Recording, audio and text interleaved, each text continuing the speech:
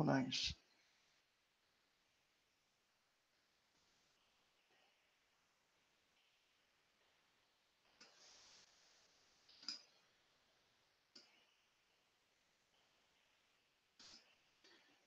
Okay.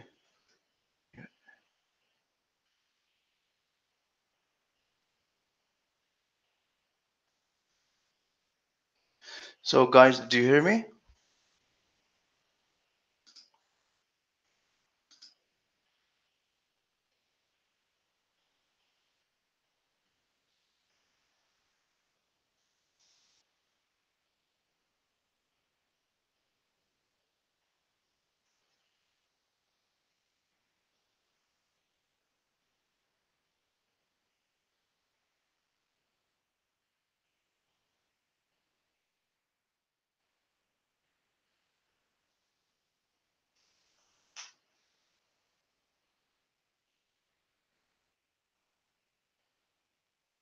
Hi guys, did you hear me? I hope you can hear me, and can you leave a comment or in the messenger so I know that we have a clear sound in your side?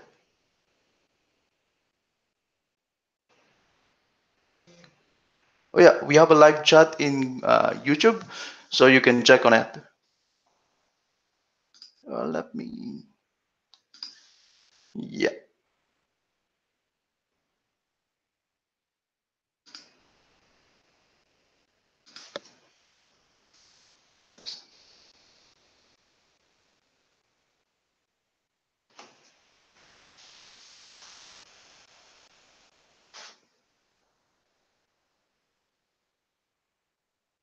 All right.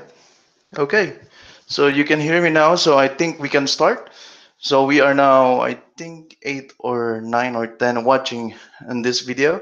So okay, is that from Saudi Arabia? Okay, let's start.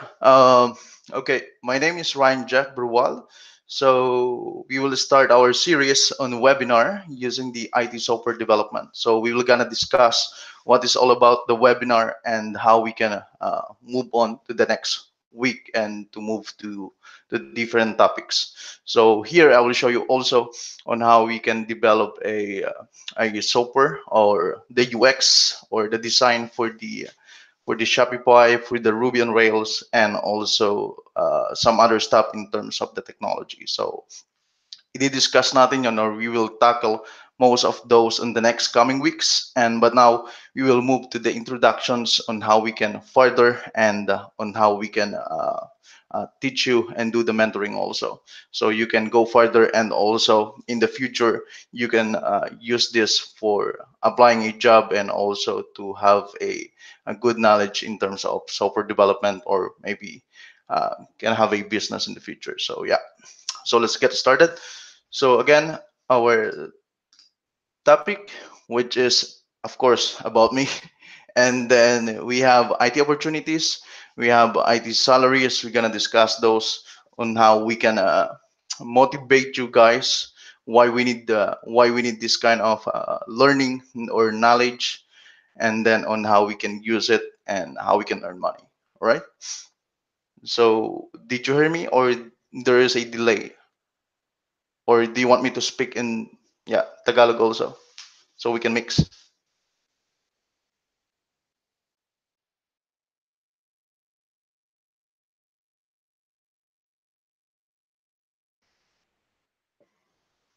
Hi, Catherine.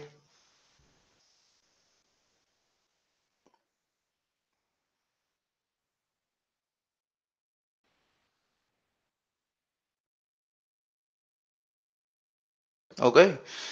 So yeah, again, I am Ryan Jeb Bruwal. So I'm working now as a solutions architect in the Netherlands. Mostly, I'm working with the clients as a consultant or as a freelancing, and then I'm working almost 5 years now as a remote project manager or solutions architect to different companies. So, but I'm based now in the Netherlands. So yeah. So if you know more about me, you can access my website, which is ryanjproject.com. And you can find me in the YouTube, which is what you're accessing right now. And on which you can watch me on the in our channel. So you can also subscribe, and so we can have a more update, which is I'm gonna discuss to you why you need to subscribe also, and why you need this kind of series on the webinar. Okay, and then you can find me in LinkedIn, which is you can find or you can search RJ Brual, and then it will show you my profile. All right, so you know me and you know your mentor or you know who I am. Okay.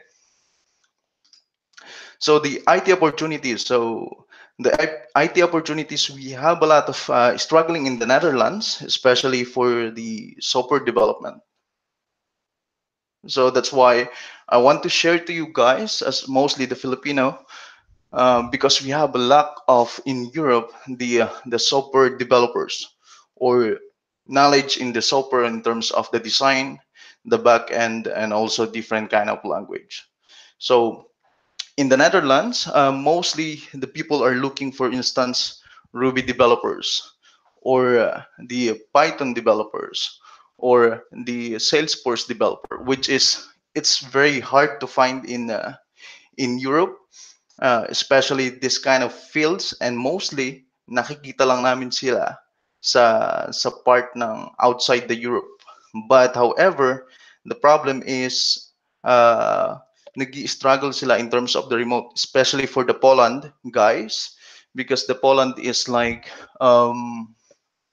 they didn't speak well in English, unlike dun sa mga Pilipino.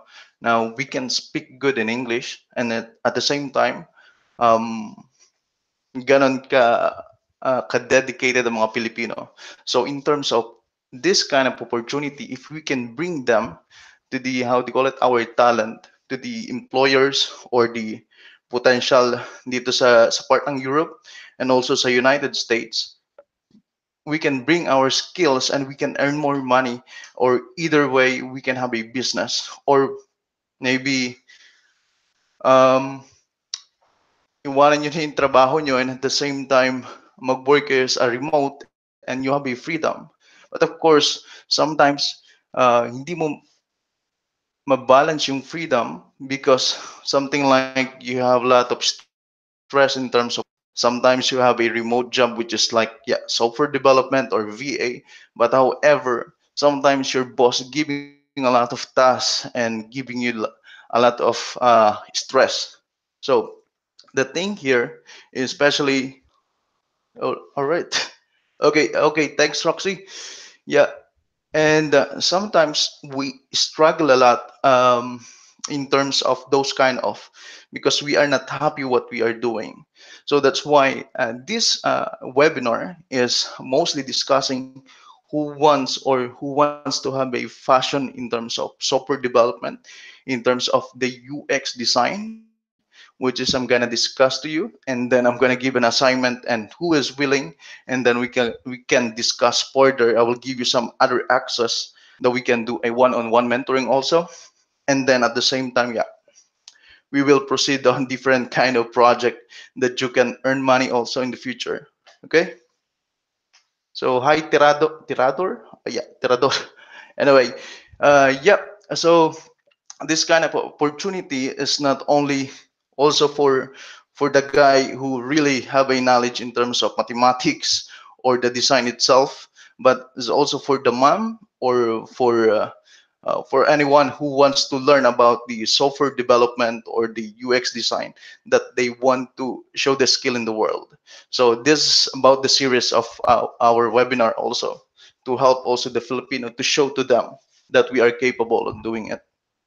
Okay.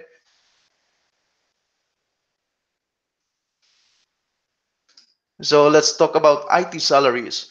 So of course we cannot compare the, how do you call it, the skills of the Americans, the Europe, also some other part of the country in our salary also. Dahil magkakaiba tayo ng ang tawag dito ng mga rating. Let's say for Europe, for example, nagre-rate kami, let's say, nasa 90 to 140 euro per hour when we work with the clients. Especially that's mostly 35 hours a week or 40 hours a week, which is a big money, but it's euro, and dito kami nakatira sa Europe, sorry. So that's the difference. Unlike in the Philippines, pag binigay namin yung task, especially sa mga Filipino, because I have a developers also in the Philippines. Kung minsan nag-hire ako also for this specific project at specific of time, and I give them a bulk project or bulk amount to pay. And mostly, yung mga developer, bago matapos yung project nila, just only for 10 days or 15 days, they got 150,000. And na-deliver nila yung passion nila and nabibigay nila yung best nila. So, yun yung difference. And also, you have a specific time. But after that, you earn money and you gain your portfolio. So, you can share maybe in the future in terms of the applying to the other company. So, yeah. And here, kung makikita nyo, yung mga remote salary based dun sa remotive.io, based dun sa kinondak nilang salaries information, makikita nyo, may mga experienced UX designer dito, nasa 33,500 ang inaabot na, na salary US dollar. So, i-convert mo yun sa peso, malaki yun. But however, the problem is, magkakaiba tayo ng knowledge, ng experience, and then at the same time, magkakaiba tayo ng salary rate in terms sa Philippines, because sa Pilipinas, alam mo kung pinakamalaking salary rate per hour is 30 US dollar. Kung magaling ka dun sa programming language na yan. But of course, since I'm located in Europe, ang ibinabayad namin is peso, but i-convert din namin yun as a like euro. Let's say 15 euro or kuminsan umaabot ng 40 euro per hour. So, malaking bagay yun sa mga Pilipino, especially do sa mga may mga knowledge na or do sa gustong umalis na sa dati nilang mga trabaho and mag-remote na lang, and then at the same time mag full-time sa bahay para makasama nila ang kanilang mga anak. Excuse me. So yeah, so that's the difference also. And also, of course, may malaking difference sa mga VA because yung mga virtual assistants is different amount of money na nakukuha nila dun sa current job nila or dun sa current remote job nila. So it's a big difference. Actually, you don't need, hindi mo na kailangan ng college degree. Marami kasi nagtatanong na kailangan mo ng college degree in terms of software development. Tell you honestly, hindi mo kailangan. Ang kailangan mo lang is dedication. Kailangan mo ng project na na-create and approve mo yung sarili mo na kaya mo. So, one example is mostly taga-India. Nag-aaral lang sila sa Udemy or naghahanap sila sa YouTube or naghahanap sila ng mga mentor na magtuturo sa kanila. And then at the same time, pagkatapos nilang mag-aral doon, nagagawa sila ng maliliit na software, especially using Ruby on Rails. So nag-create sila ng small software. Tapos nilalagay nila sa internet or pinapublish nila yon, and then at the same time pinapakita na yun sa employer. So yung employer, pag na-impress at nakita ng employer na ganun ka kaalam, so doon na yung starting point na i-hire ka nila. And also, you can use onlinejobs.ph or you can also use Upwork. But again, it's not necessarily merong kang college degree o wala. Kahit high school graduate ka lang, okay lang din. Kahit elementary graduate ka, umaalam ka mag-programming, umaalam ka ng computer, and may maayos kang internet, tsaka laptop, ayun eh. So that's the beginning. So sometimes, tell you honestly, also I studied MBA and I studied different kind of degree, especially sa project management and IT security and IT software development. Pero hindi yun yung laging tinitingnan ng employer.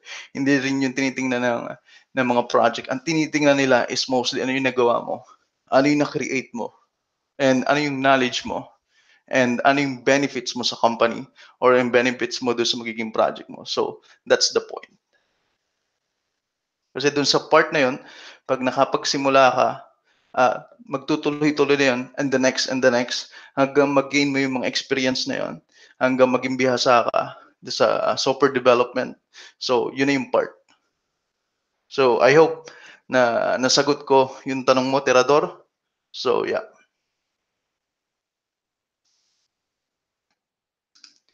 Okay. So, let's move on the technologies. So, ito yung part na gusto kong makita rin nyo and kung paano siya, ang tawag dito, nag-exist ngayon sa technologies. Meron mga different kind of software language which is uh, medyo mataas na yung level. So like Ruby on Rails, Python, which is the machine learning data science, and now ang nagmo-move also is Salesforce. So ano yung Salesforce? Salesforce, ito yung CRM na kung saan ginagamit ng iba't ibang company to have their data do sa mga customer nila, and kung paano sila i-customize yung process nila, and kung paano maglagay pati ng mga web app and para i-automate yung process sa loob ng company. So yun si Salesforce. Ngayon si Salesforce, medyo mabigat na part in terms of learning, as long as, of course, if magdidig in ka, which is mas maganda. Pero I'm gonna discuss later also ano yung best na gagawin natin ngayon sa webinar para lahat ang tawag dito, maka-join in terms of dun sa knowledge and also dun sa execution ng mga project or assignment. So again, Salesforce is CRM, maganda siya. And then at the same time, okay, thanks, Rox. Um, and also, yung si Salesforce Journey, which is nagbo-booming siya ngayon sa Europe, sa Australia, and United States. So si Salesforce, meron siyang different kind of level or certification. Meron siyang, for instance, specialization sa developers. Meron din siya sa, excuse me, meron din siya sa architect, which is makikita nyo dito sa presentation ko. Meron kang specialization. So dito sa part na to, parang Cisco siya. So si Cisco, ang tawag dito, nagko-command line ka, nag-administrator ka, nag-create ka ng network ni Cisco, or nag-create ka ng architecture ni Cisco. So si Salesforce, meron din ganon. Ang difference lang niya is, of course, software to. And then, of course, kailangan may knowledge ka sa software development and architecture ni Salesforce or database. So that's one thing. And the two thing is, meron si Salesforce na predictions until 2022 or something sa Ohana, because I'm attending also Salesforce, and also I'm a Salesforce architect, data architect certified.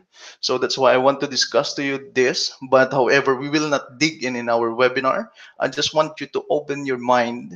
Ano ba yung mga opportunity sa software development na sometimes hindi natin alam, sometimes gumagamit lang tayo ng Salesforce, akala natin basta siya system.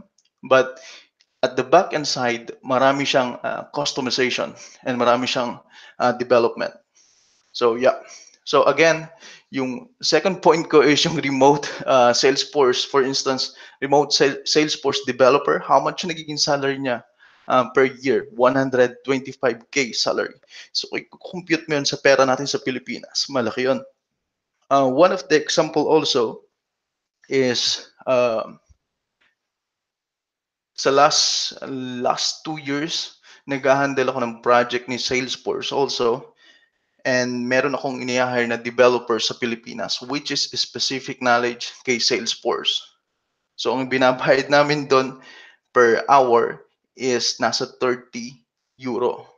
And then at the same time, either way, ang ginagawa din namin is bulk project. For instance, okay, uh, developer sa Pilipinas, bibigyan ka namin ng task na ito yung project, and then ito yung amount na ibabayad namin sa'yo. For instance, 200,000 for only 10 days to create. Pero in reality, in my back on my head, madali lang yung task. Kasi sa Salesforce, parang idadrag and drop mo lang, and also yung mga field. Pero ang point nito is kung gusto mo i-customize, kailangan mong matuto ng JavaScript. So, kaya malaki yung kinikita din ng Salesforce developer or yung mga architect. And mostly, hinahanap siya ngayon ng mga company, especially yung mga malalaking company sa Europe na kung sino yung architect ng Salesforce, sino yung developers. So kung merong mga Pilipino na skills na gano'n, pwede tayong magtulungan or pwede ko kayong tulungan also or pwede kayong humanap ng paraan nyo para mag-apply sa ibang company o sa outside the Philippines or sa Pilipinas, either remote or non-remote. So yun yung maganda dito sa part na to sa software development in terms of Salesforce and other languages. And now we will move on dun sa part na itatakal natin mostly sa susunod na webinar, which is the Ruby on Rails. So, itong technology ng Ruby on Rails is kung isa-search nyo, ano ba yung mga gumamit ng Ruby on Rails? So, ano ba yung Ruby? Ano ba yung Rails? So, si Ruby is a programming language. It's like PHP or Python, but mostly sa backend yung Ruby. Okay? Ngayon, si Rails is yung framework ng Ruby or yeah, mostly yeah, of course Ruby. And then yung Rails na yon, meron siyang MVC, meron siyang pattern ng framework which is I will discuss sa mga susunod na series natin. But for now, I will just to give you introductions about the technology. And then again, dun sa Ruby on Rails, if you will search dun sa Stack Overflow, sa ibang mga job research or job search, how do you say it? Marami doon na naghahanap ng Ruby developers. Bakit? Si Ruby on developers is nagbo-booming ngayon. I think 3 years ago also. Uh, bakit? Like Airbnb. Kung makikita nyo dito sa presentation ko, meron kang Airbnb which is gumamit ng Ruby on Rails, Netflix, GitHub, yung mga popular na malalaking kampanya ngayon, at saka Basecamp, na kung saan ginagamit nila yung Ruby on Rails. Ngayon, bakit ko ibinibigay yung technology na yun? Bakit ko dinidiscuss? Kung matututo kayo ng Ruby on Rails, malaki yung potential nyo na makahanap ng mabilis na trabaho o makapag-create ng sarili nyong business. Bakit? Sa Ruby on Rails, madali ka makapag-create ng applications like Airbnb, like hotel management system, like CMS. So those kind of things, pwede mong i-develop using Ruby on Rails. And then, pwede ka ring mag-design. And then, kagaya ng Shopify, ginawa siya sa Ruby on Rails. Okay? And then at the same time, kung may alam kayo sa Ruby on Rails na programming, which is yun yung deep level, but I will discuss on how we can make it. And also, I will teach you how to do the UX design because doon tayo magfo-focus. And then kung sino yung gustong mag-backend na fully or mag-learn deep dun sa knowledge ng programming ng Ruby on Rails. And then, yun yung part na ilalagay ko doon sa Udemy para may access nyo. But of course, it's not free, but may bayad dyan. But however, doon sa webinar series natin, of course, walang bayad. And then at the same time, I will teach you Ruby on Rails, the basic and also the UX, not the basic, but on how you can start, on how you can make it. And then mag-move tayo dun sa part ni Shopify. So which is, I will discuss it later also.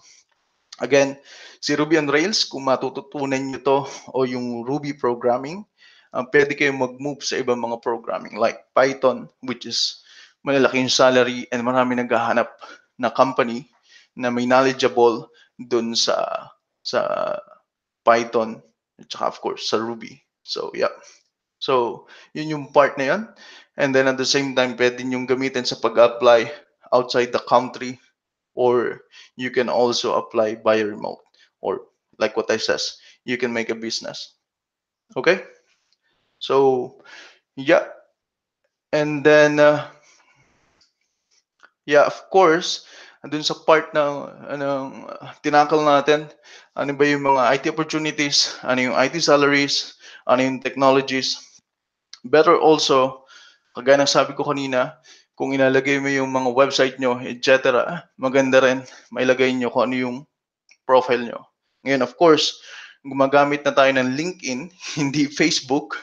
And mostly, sa mga professional is gumagamit ng LinkedIn. So, important sa portfolio nyo na gumagamit ng LinkedIn. Why? Because most of the companies and most of the hiring nandun din sa part ni LinkedIn. So, nagtitingin sila kung ano yung profile mo sa LinkedIn, ano yung pag-aralan mo. Of course, if kung ilalagay mostly is si development or si software or knowledgeable ka doon, malaki yung potential mo and kung i-structure mo ng tama yung LinkedIn mo. So for instance, ilalagay mo dito kung ano yung title mo doon sa company, ano yung ginagawa mo, and of course kung nasang ka lugar. And then at the same time, kung makakapag-create ka ng iyong mga like vlogs or whatsoever, pwede mong ilagay dito. Kasi ang purpose mo ng LinkedIn is to target your clients, to target yung mga potential na pwedeng kumonek sa'yo, pwedeng tumulong sa'yo. Unlike Facebook, we know that most of the Filipino na gumagamit ng Facebook is nagko-collaborate tayo or sometimes hindi natin ilalagay lahat ng mga emotions natin or basta na lang tayo nagpo-post. The problem of that is kuminsan tinitingnan nyo na employer or tinitingnan ano yung characteristic ng isang tao na i-hire nila. So, one of the thing also is kagaya nung may project ako before and one of my developers kasi meron kami before na meron login system na nakikita yung screen ko ano yung ginagawa mo. So, the problem is most of the time nagfe-Facebook lang siya. And then most of the time, nakikita namin or pag nag-audit kami ng portfolio, nakikita namin kung ano yung sinasabi dun sa Facebook. So, take note na kailangan natin iwasan din yung ganun. The problem sa mga Pilipino is something like emotional feelings. So, which is hindi mo dapat gawin sa LinkedIn. Okay? So LinkedIn is a powerful tool and like online CV, you can use also dun sa part ng uh, meron si LinkedIn na pwede mong kunin yung embedded niya, which is yung embedded code ang nilagay mo dun sa website mo para mag-redirect dun sa LinkedIn or pwede mong ilagay doon na kung saan ay ito yung kumbaga LinkedIn mo na makikita dun sa website sa loob. Then pag kinilik niya, magre-redirect sa LinkedIn and makikita yung whole portfolio mo. So, meron ganong capability si LinkedIn, which is the API also or embedded dun sa codes. Okay? So, yeah. And then, yeah, I will give you a learning tools and assignment also because we will proceed by next week with the deep learning, which is we will start our study sa Ruby on Rails, sa UX and UI design. So, in the later part of this presentation, meron akong link na ibibigay sa chat which is you can access and you can give me your email and then who wants to willing to have an assignment and to create the project and then i-include ko kayo and i-share ko din yung uh, hangouts or yung link ng Google Meet para dun sa collaboration just in case meron kayong mga tanong or during our webinar, pwede kayong mag-join sa akin and pwede kayong mag-voice out. Okay? So here, meron tayong mga learning tools which is, hi Christina, I hope you are doing well in Taiwan. So yeah. So thanks for attending.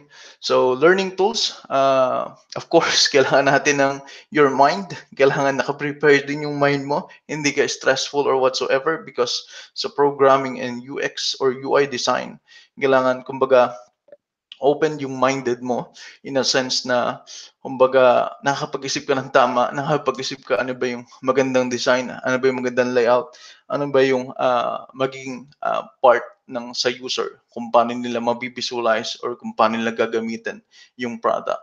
So, yun yung isang part na yun. And then of course, doon sa mga product na gagawin or i-design din natin is of course, kailangan natin MVP o most valuable product. So, yun yung kailangan natin i-discuss din sa susunod na series.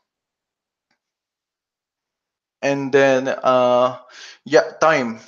Of course, kung at least magugugol ka, ano bang tawag doon sa Tagalog? Magugugol or you invest time at least in 1 week, in 1 hour, doing this or um, uh, i-review nyo yung mga gagawin natin via video kasi nagsisave naman sa YouTube yung gagawin nating webinar series, and at the same time mag-create ako ng mga video series na ipapalo nyo na let's say kung paano gumamit ng GitHub, kung paano ilagay yung Ruby on Rails, kung paano install, kung paano yung HTML, paano yung CSS, paano siya magiging user experience, paano ko gagamitin sa mobile. So mga ganon, ilalagay ko yun sa YouTube, so mapapanood nyo and pwede nyong i-review. But of course, kagaya ng sabi ko, kailangan nyo ng time. And then at the same time, if hindi kayo comfortable na gawin yun or whatsoever, huwag niyong gawin. Gawin niyo yung passion niyo, kung ano yung gusto niyo mangyari sa buhay niyo. And then at the same time, gawin niyo yung by your heart. Hindi lang yung ginagawa mo yun kasi you need money. Of course, kailangan mo yung gawin kasi kailangan mo ng money. But of course, you need to find your way kung saan ka ba masaya naggagawin mo yan. Hindi lang forget nakapanood ka o nakakita ka ng mga kumikita using the remote freelancing is magjo-join ka na. That's not the way it is. Kailangan magiging enjoy ka rin and yung passion mo yung ginagawa mo. Especially dun sa mga may hilig mag-design or whatsoever. So I think this is one of the biggest part na maganda nyo matutunan. Okay? And yeah, like what I said, you need to invest time. And of course, kailangan mo ng laptop, at least yung good one. Kailangan mo ng internet. And then kailangan mo ng text editor, which is you need a code editor, which is kung saan mo i-edit yung codes, kung paano ilalagay yung HTML. So yun yung Visual Studio Code. Or kung meron kayong Sublime. So which is I'm gonna discuss by next week. One by one kung anong tools na in a sense na kung paano mo siya gagamitan. So i-discuss ko 'yan. And then of course, kailangan mo ng C9.io kung wala kang Mac or Windows lang ang gamit mo. I suggest na meron kang Ubuntu or which is pwede mong gamitin tong C9.io, which is virtual desktop mo. So you can do a code. And also GitHub, the repository, which is lalagay natin yung mga code doon and then tayo magko-collaborate. So, yeah. And then for Salesforce, if you want to learn, you can go to Trailhead. You can search in Google, trailhead.com, and you can sign up there and it's free. Okay? But I will not discuss in the second webinars and maybe in the future by end of the year about the, how do you call it, at least the development side of the Salesforce. Okay? And yeah, I will give you an assignment. So I will share this link to our chat. So you can fill in the Google form using that link. Doon sa binigay ko dun sa tawag dito sa chat dito sa YouTube. And then at the same time, kailangan mong mag-create ng portfolio sa LinkedIn. And then by next week at the same time and the same day, we will create a, how do you call it, mentoring session after our webinar series. And then yeah, we will discuss those kind of your questions and everything. And then I want you to research also what is Ruby on Rails, and then HTML and CSS. So yun yung magagawa nyo sa part nyo. Of course, alam niyo na yung HTML and CSS, but I want you to learn ano ba yung programming language na to? Paano ko ba ito maintindihan ako? Paano ba babasahin? So imagine meron kang uh, meron kang Shopify or meron kang store or sabihin na nating e-commerce website. Paano nila i-design 'yon? Paano yung layouts doon? Paano ba siya magiging comfortable sa user para bumili dun sa shop na yon? Ano ba yung design na nakikita? trusted ba yan or hindi. So dun sa part na yun, marirealize mo, okay, this is the UI design and paano ba yung design na ginawa. Of course, kailangan mo ng coding doon and everything, which is, I think I can show you a bit. One of the part that you can explore. So yeah.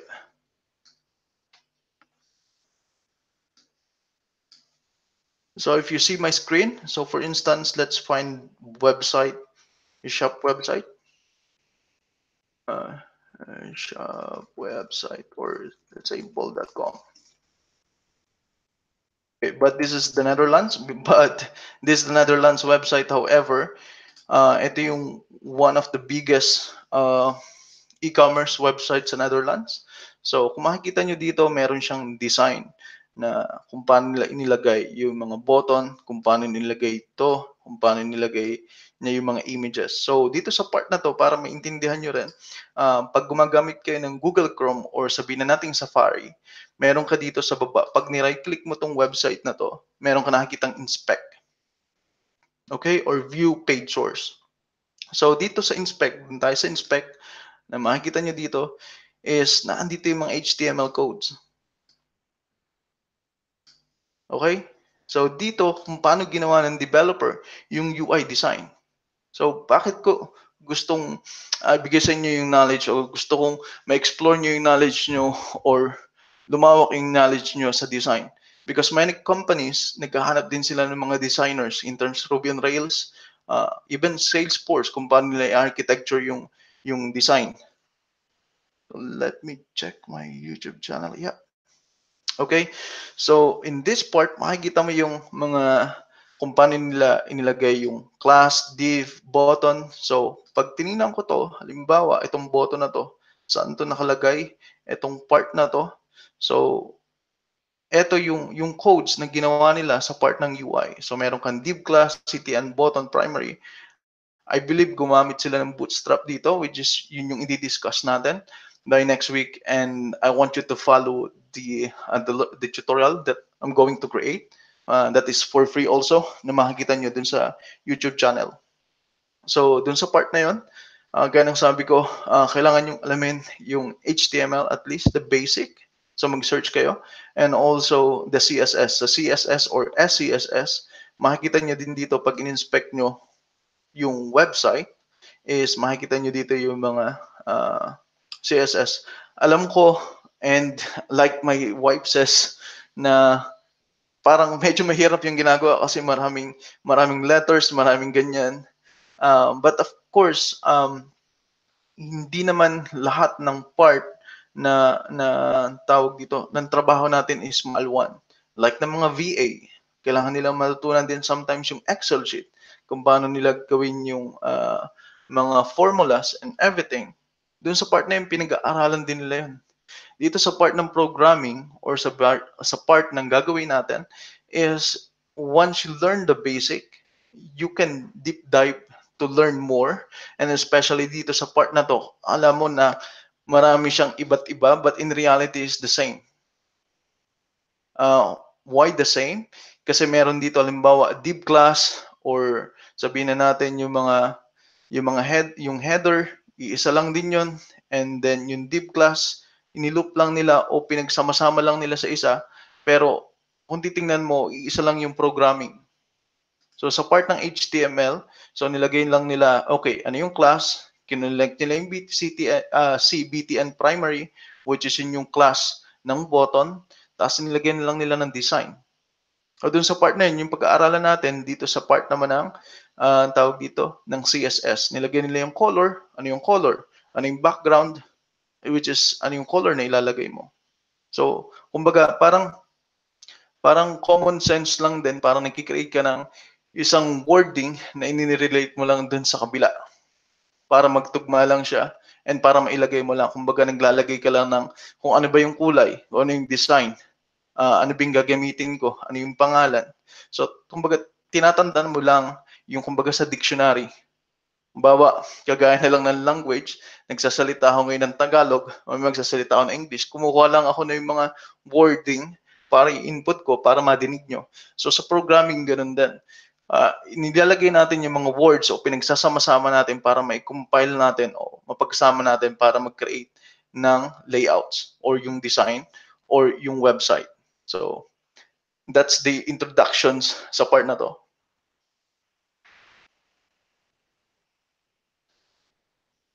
And then, yeah, like what I says, do sa assignment natin, kailangan nyo i-fill up yung Google form, and then I will collect your website, the email, and then I will put on my list, and then I will send you an email about our webinar by the next week.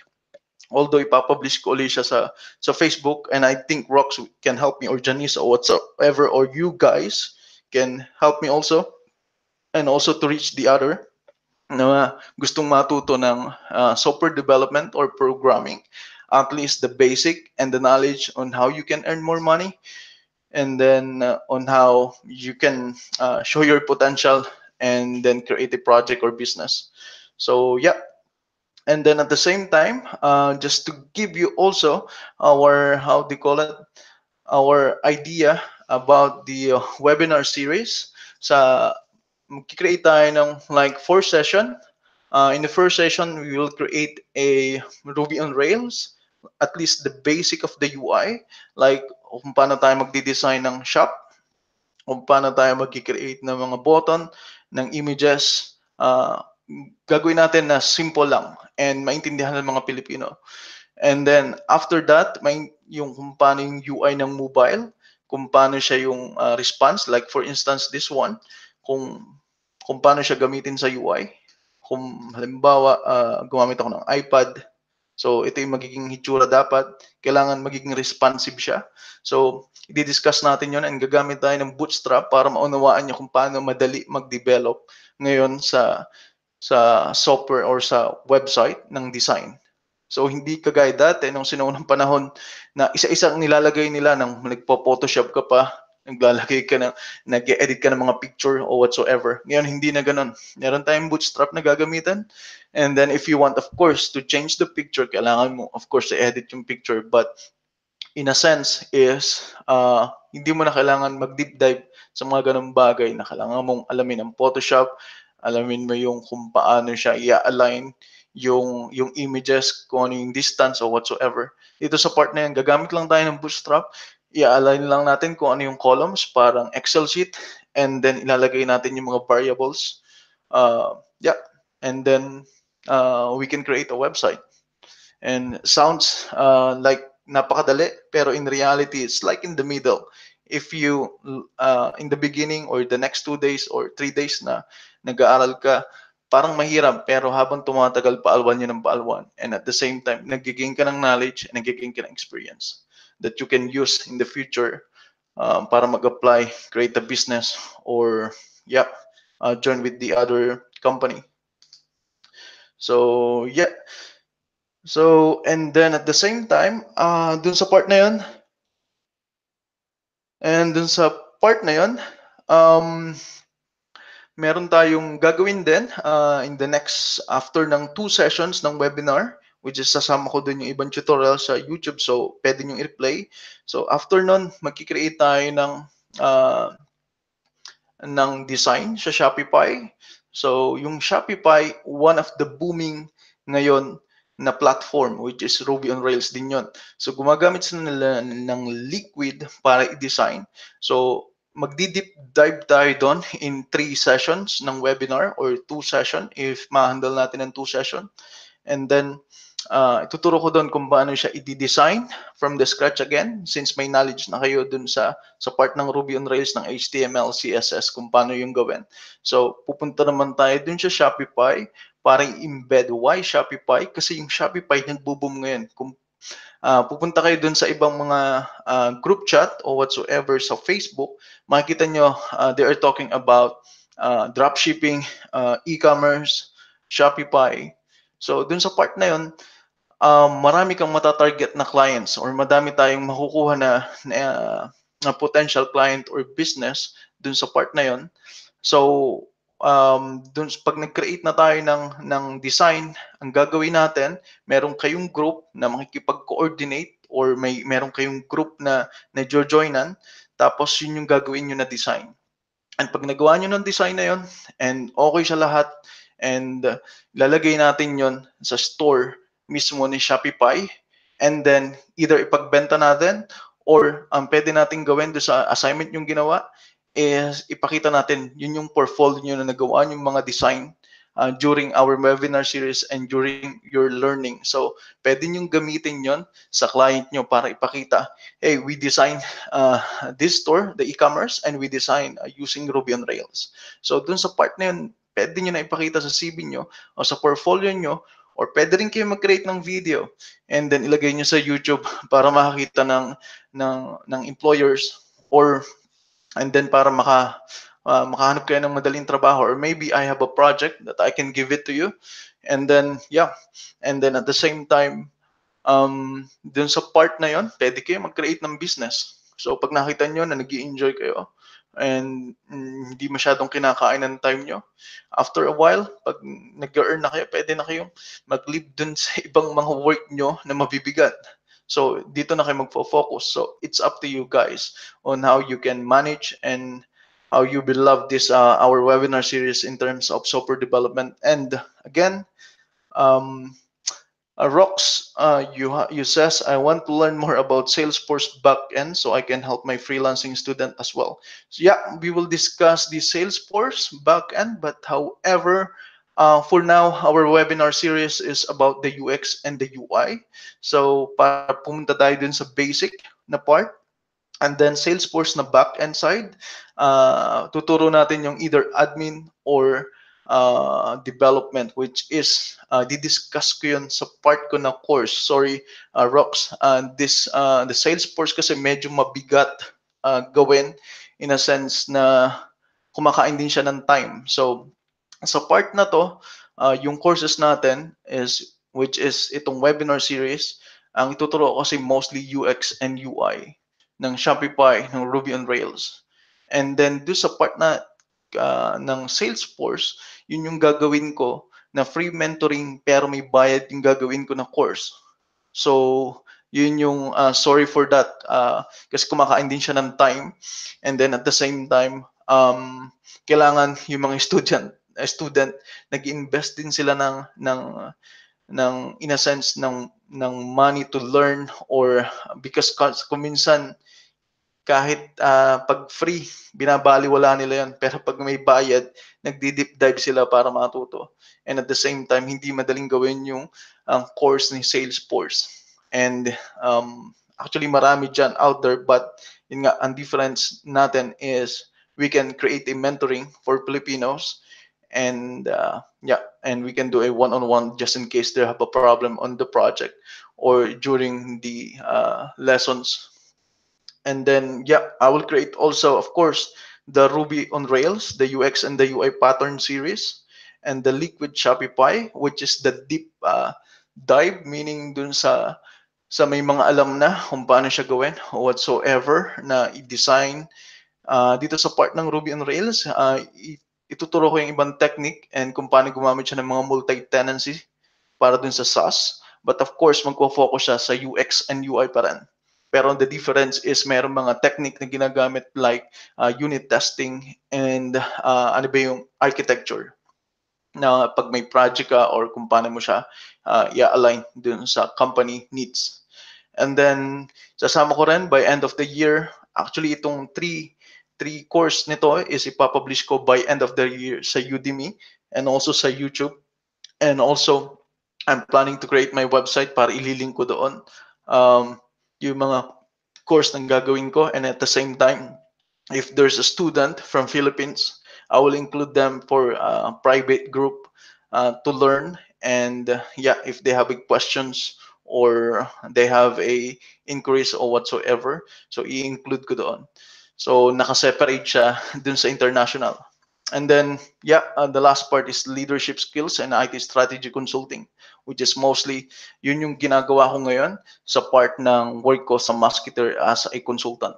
So, but also, I work most of the time dun sa mga remote and also dun sa part ng like Microsoft like IBM. So tuturo ko yung ibang mga strategies kung paano ba nakukuha agad yun, yung client na yun, and kung paano ka communicate sa kanila.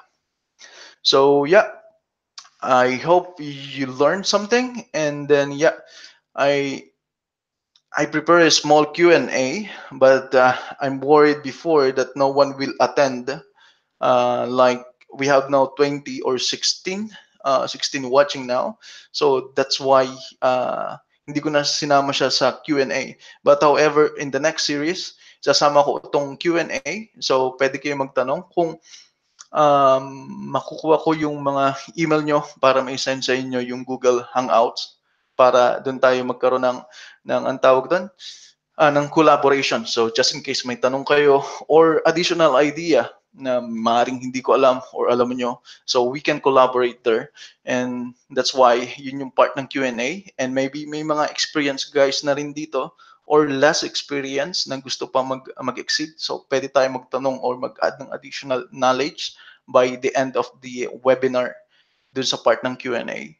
So we can collaborate on, we can we can spread the Filipinos knowledge around the world, and at the same time, like what I says, once we created this and once you have this kind of skills, maybe I can bring you the project, or I can include you on my project, or maybe you can use it para dun sa portfolio nyo para mag-apply sa ibang company, or para iwanan nyo na ibang ibang work nyo para mag full-time sa software development. So there's a lot of how do you call it, potential sa software development, and also especially dito sa part ng Salesforce, Shopify, Ruby on Rails. Okay?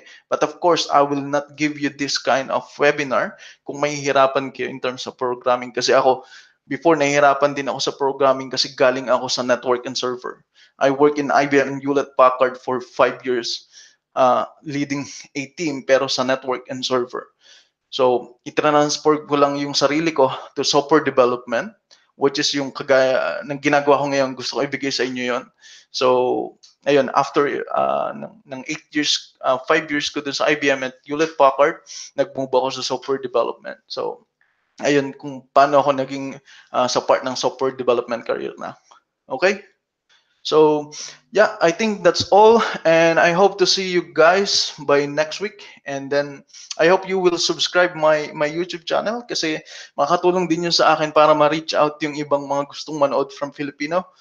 And at the same time, yeah, kung gusto nyo or hindi nyo gusto yung webinar natin, pwede nyo i-like, pwede nyo unlike. Pero of course, maganda kung magsusubscribe kayo para dumami din yung manunood, or para may spread nyo din. So huwag kayo masyadong maging madamot sa knowledge, because there's a lot of opportunity in this world, and there's a lot of opportunity for software development or IT. Okay? Yeah, and thank you so much, and thank you for attending, and have a good night sa Pilipinas, and dito tanghali pa lang. And then yeah, see you next week on the same day, which is Thursday, and the same time in the Philippines at 7 p.m. All right, and have a good night, and thank you so much for watching. Bye.